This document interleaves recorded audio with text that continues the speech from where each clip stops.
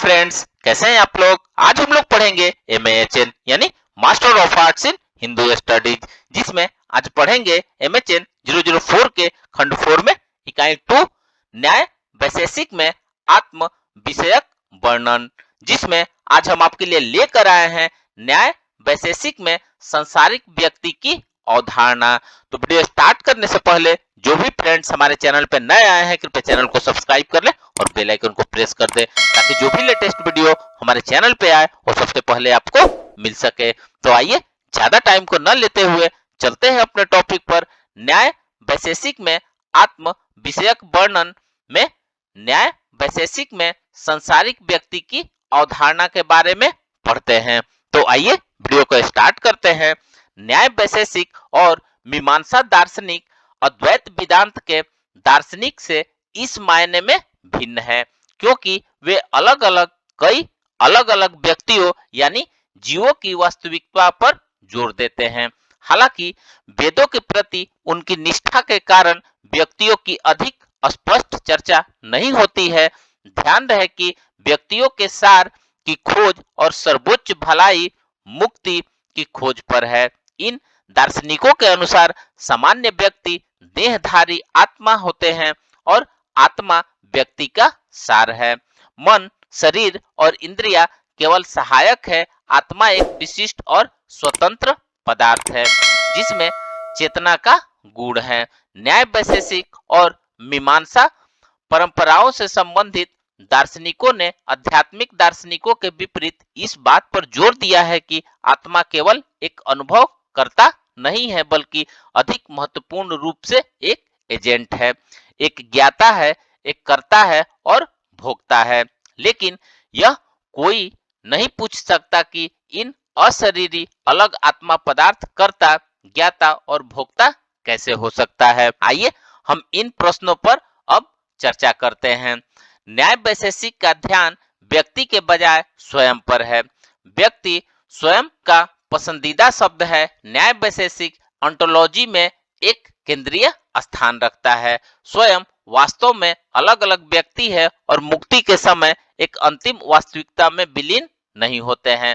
स्वयं के अस्तित्व, स्वयं को जानने के तरीके, स्वयं की विशेषताओं और मुक्ति के साधनों के लिए न्याय तर्कों पर बहुत ध्यान दिया गया है। आइए अब हम न्याय सूत्र पर ध्यान देकर शुरुआत करते हैं, जो प्रसिद्ध स्वयं की विशेषताओं के साथ साथ स्वयं के अस्तित्व के लिए अनुमानित प्रमाण का आधार प्रदान करता है। इच्छा, घृणा, इच्छा, सुख दुख और अनुभूति स्वयं के लक्षण हैं।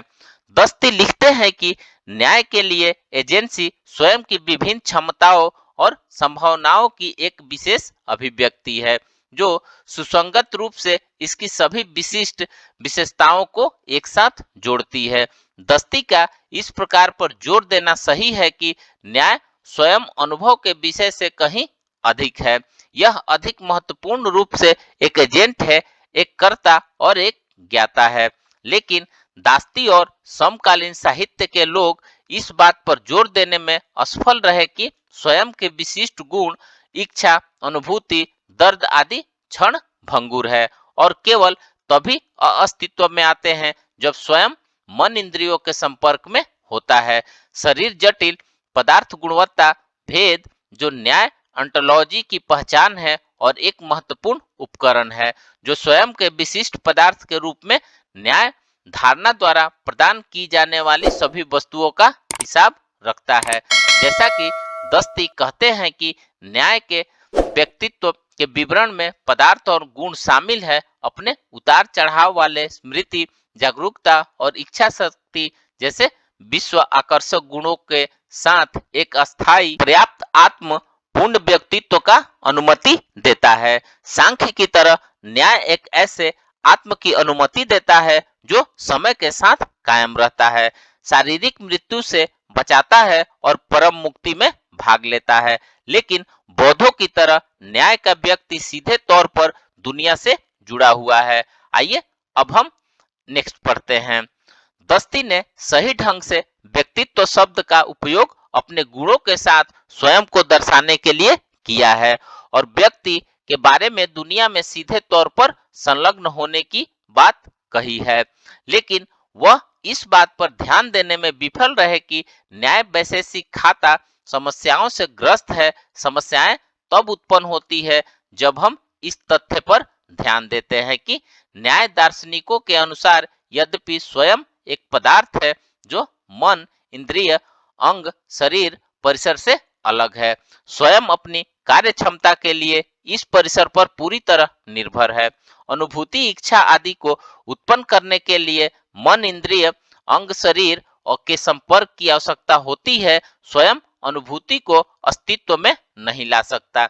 चिंतन और स्मृति के लिए स्वयं का मन के संपर्क में होना आवश्यक है। यहाँ तक कि स्वयं का प्रयास भी मन, इंद्रिय, शरीर के संपर्क से प्रेरित होता है। इसलिए ऐसा लगता है कि स्वयं कोई भी गतिविधि शुरू नहीं कर सकता, स्वयं अपने आप में करणात्मक रूप से नपुंसक है। ऐसा प्रतीत होता है कि आत्मा स्वयं अपने विशिष्ट गुणों का वाहक मात्र है जो मन, इंद्रिय, शरीर के संपर्क से प्रेरित होती है। यह केवल गतिविधि का निष्क्रिय पर्यवेक्षक और कार्यों का मध्यस्थ, परिणामों का दूरस्थ वाहक है। इसलिए यह स्वयं स्वयं नहीं है, बल्कि देहधारी स्वयं या व्यक्ति है जो सभी कार्यों का कर्ता, कर्ता और प्रवर्तक और कार्य के परिणामों का भोगता है। इसके अलावा स्वयं के विशिष्ट गुण उसके आवश्यक गुण नहीं है। नींद और इसी तरह की अवस्थाओं के दौरान आत्मा अस्थायी रूप में अपने गुण से रहित होती है और मुक्ति की स्थिति में इन गुणों को अस्थायी रूप से खो देती है। मुक्ति की स्थिति में स्वयं में चेतना का पूरी तरह से अभाव होता है। द्रविड़ ने इसे एक अचेतन पत्थर जैसी स्थिति के रूप में वर्णित किया है। स्वयं और उसके गुणों के बीच दृढ़ अलगाव का मतलब है कि भले ही गुण हमेशा बदलते रहते हैं, स्वयं इन परिवर्तनों से पूरी तरह अप्रभावित रहता है। बौद्धों का मानना है कि यदि स्वयं अपने गुणों में परिवर्तन से पूरी तरह अप्रभावित रहता है तो यह परिवर्तनों को दर्ज करने में सक्षम नहीं होगा। कहने का तात्पर्य यह है कि स्वयं उन परिवर्तनों को महसूस नहीं कर पाएगा। यह स्वयं को ज्ञाता के रूप में उसकी स्थिति से वंचित कर देता है, बल्कि यह मूर्त सांसारिक स्वभाव या व्यक्ति है जो अनुभव करते हैं। तो ऐसा लगता है कि न्याय स्वयं एक अनुभवकर्ता भी नहीं हो सकता। यह सुनिश्चित करने के लिए स्वयं वास्तव में एक एजेंट और अनुभवकर्ता के रूप में अपने कार्य विवरण पर खरा उतर सकता है। न्याय चर्चा को सन्निहित शाब्दिक स्वयं या व्यक्ति पर ध्यान केंद्रित किया जाना चाहिए, जो कि एजेंट, भोक्ता और संज्ञान करता है। स्वयं की तुलना में अधिकांश न्याय दार्शनिकों का दावा है कि कर्ता स्वयं का अनुभव नहीं किया जा सकता, बल्कि केवल शरीर के कार्यों से इसका अनुमान लगाया जा सकता है। न्याय वैशेषिक दार्शनिक एक रथ चालक का अनुमान लगाने की उपमा पेश करते हैं। जब आप उसे सड़क पर चलते हुए देखते हैं, गड्ढों और अन्य चलते वाहनों और व्यक्तियों से बचते हुए, यह सादृश्य हमें सादृश्यता की याद दिलाता है। लेकिन जैसा कि डेस्कार्टेज ने छठे स्थान में बताया है कि स्वयं और शरीर के बीच का संबंध जहाज में एक नाविक की तुलना में बहुत अधिक घनिष्ठ होना चाहिए, अन्यथा स्वयं को दर्द महसूस नहीं होगा। शरीर को चोट लगी थी, लेकिन उसे केवल क्षति का आभास होगा, जैसे कि एक नाविक को उसका जहाज टूट जाने पर देखकर पता चलता है कि चालक की सीट पर न्याय वैशेषिक स्वयं स्वतंत्र और रथ से अलग स्वयं और उसके शरीर के बीच के रिश्तों के साथ न्याय नहीं कर सकता। इस बिंदु पर न्याय दार्शनिकों के पास दो विकल्प हैं। उन्हें अपने गुणों से अछूते एक अलग पदार्थ के रूप में स्वयं की धारणा को त्याग देना चाहिए, दूरस्थ स्वयं की बात को मूर्त से बदलने की आवश्यकता है, या उन्हें स्वयं की कल्पना करने की आवश्यकता है। जिस तरह से भट्ट मीमांसा अपने गुणों के साथ अधिक निकटता से जुड़ी हुई है ताकि इसमें संशोधन हो सके। दूसरा विकल्प उपलब्ध है कि लेकिन क्या यह पर्याप्त है? मीमांसा में निहित व्यक्ति की अवधारणा को समझने के बाद हम इस प्रश्न पर फिर से आगे चर्चा करते हैं। मीमांसा का घोषित लक्ष्य वेदों के कथनों की व्याख्या करना है और इस प्रकार हिंदुओं को उनके द्वारा दिए गए अनुष्ठानों और बलिदानों को करने के लिए विशिष्ट मार्गदर्शन प्रदान करना है। मीमांसा दार्शनिक अन्य हिंदू विद्यालयों से सहमत है जो वास्तविक आत्म जिसे हम आत्म पहचान में पहचानते हैं वह एक ऐसी चीज है जो समय के साथ समान रहती है और इस प्रकार इसे मन, शरीर और इंद्रियों के साथ पहचाना नहीं जा सकता। ग्रंथों में सीधे तौर पर किसी व्यक्ति के बारे में उनकी धारणा की अधिक चर्चा नहीं है। हालांकि कर्तव्य और धार्मिक अनुष्ठानों के प्रदर्शन के संदर्भ में सांसारिक व्यक्तियों की अंतर्निहित चर्चा है। मनुष्य वह है जो अनुष्ठान करता है और धर्म का पालन करता है, कर्मों का करता है और कर्म सिद्धांत के अनुसार कर्मों के फल का भोगता है। मीमांसा दार्शनिकों के अनुसार प्रत्येक धार्मिक अनुष्ठान या बलिदान का एक विशिष्ट परिणाम है और एक योग्य व्यक्ति द्वारा इसकी विशेषता बताई जाती है। पात्रता उस व्यक्ति की पहचान करती है जिसे वेदों द्वारा धार्मिक अनुष्ठान या बलिदान करने का आदेश दिया गया है। उसके पास इसे करने का साधन है और वह प्रदर्शन के कारण अर्जित कर परिणाम का वाहक होगा। यह वैदिक बलिदानों के संदर्भ में विशेष रूप से प्रासंगिक है क्योंकि उनमें हमेशा कई कलाकार शामिल होते हैं। एक योग्य व्यक्ति वह है जिसे वेदों द्वारा यज्ञ करने का आदेश दिया गया है और वह इसके फल का हकदार है। पूर्व का तात्पर्य यह है कि कोई व्यक्ति वैदिक आदेश को सुन या पढ़ सकता है और स्वयं को अभिभाषक के रूप में समझ सकता है, जिसका अर्थ यह है कि वह उन सामाजिक समूहों में से एक से संबंधित है जिनसे पारंपरिक रूप से वेदों का अध्ययन करने की अपेक्षा की जाती है।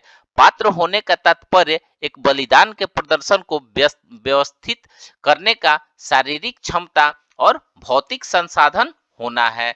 उत्तरार्ध एक बलिदान के सफल प्रदर्शन के परिणाम की पात्रता कर्म के कानून द्वारा स्वचालित रूप से गारंटी दी जाती है। मीमांसा दार्शनिकों द्वारा निषेधाज्ञा की चर्चा इसमें निहित व्यक्ति की यह धारणा बताती है कि व्यक्ति देहधारी प्राणी है, एक निश्चित सामाजिक वर्ग से भौतिक संपत्ति रखते हैं, अन्यथा कर्म अवशेषों के वाहक और कर्म परिणामों के भोक्ता है। भट्ट मीमांसा विशेष रूप से कुमारिल का तर्क है कि शाश्वत होने पर भी वह स्वयं परिवर्तन से गुजर सकता है। सुख दुख आदि के स्वयं गुण है, इन गुणों में परिवर्तन से स्वयं परिवर्तन होता है, लेकिन यह केवल गुणात्मक परिवर्तन है। स्वयं को रूपांतरित किया जा सकता है लेकिन यह अपने गुणों में परिवर्तन के माध्यम से संख्यात्मक रूप से समान रहता है। स्वयं के कुछ पहलू अस्थायी है, उदाहरण के लिए इसकी चेतना, अस्तित्व और पर्याप्तता, लेकिन अन्य पहलू जैसे सुख, दर्द आदि में परिवर्तन होता रहता है। कुमारिल कहते हैं कि स्वयं की तुलना सोने के एक टुकड़े से की जा सकती है जिसे हार या झुमके या सोने के सिक्के में ढाला जा सकता है। जिस वस्तु से आत्मा बनी है वह शाश्वत सोने की परमाणुओं की तरह शाश्वत है, स्वयं बदल सकता है, लेकिन एक ही स्वयं के रूप में गिनने के लिए इसके सार में कोई बदलाव नहीं हो सकता। इसे वही पदार्थ रहना चाहिए। इस अर्थ में स्वयं भौतिकता से अछूता एक शुद्ध विषय बना हुआ है। वैदिक धारणा है कि स्वयं को एक अलग आत्मा पदार्थ है। स्वयं की अवधारणा को जानने वाले एजेंट और भोक्ता के रूप में समझना मुश्किल है। जो हिंदू दार्शनिक इस अवधारणा को बनाए रखना चाहते हैं उन्हें एक शाश्वत पृथक आत्मा पदार्थ की धारणा को अस्वीकार करना होगा। इसके विपरीत एक देहधारी स्वयं या व्यक्ति अधिक उपयुक्त उम्मीदवार है क्योंकि यह जानने वाला हो सकता है और एजेंसी तथा आनंद द्वारा चित्रित किया जा सकता है। तो फ्रेंड्स, इस प्रकार से आज हमने न्याय वैशेषिक में आत्म विषयक वर्णन में न्याय वैशेषिक में संसारिक व्यक्ति की अवधारणा के बारे में पढ़ा। तो मिलते हैं एक नए वीडियो के साथ में, तब तक हमारे चैनल पे बने रहिए। धन्यवाद।